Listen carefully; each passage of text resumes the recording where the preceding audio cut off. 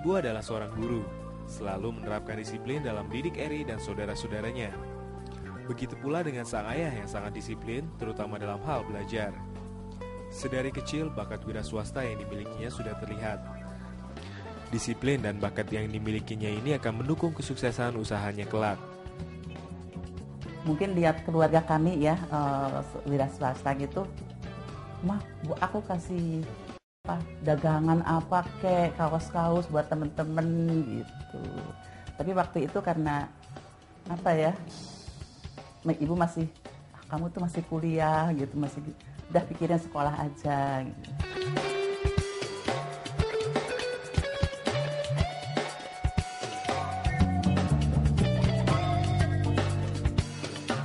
Eri menamatkan kuliahnya di Fakultas Ekonomi Universitas Airlangga jurusan akuntansi dan langsung diterima bekerja di sebuah perusahaan komputer multinasional.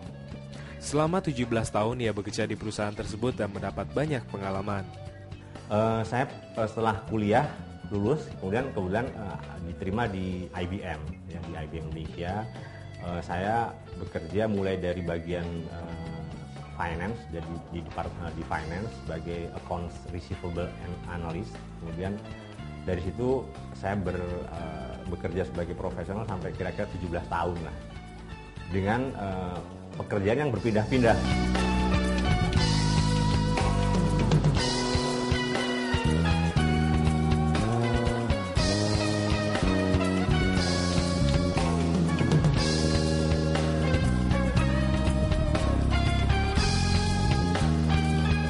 Usaha aksesoris motor yang diberi nama Raja Motor ini terus berkembang, hingga akhirnya Eri memutuskan untuk terjun secara penuh menangani usaha ini, dan keluar dari perusahaan tempat ia berkarir selama belasan tahun.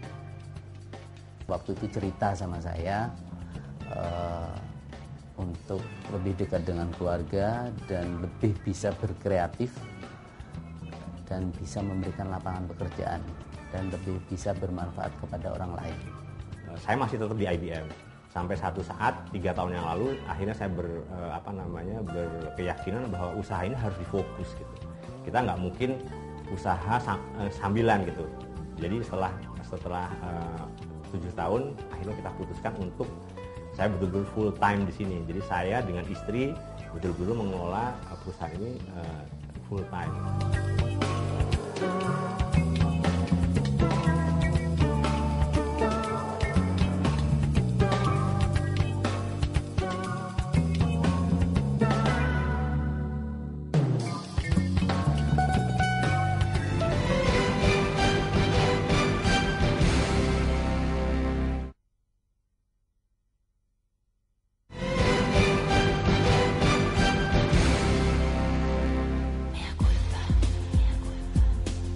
Memulai usaha dari bawah memang tidak mudah, banyak kendala dan tantangan yang dihadapi. Begitu pula dengan apa yang dialami Eri ketika pertama kali membuka Raja Motor pada tahun 1996.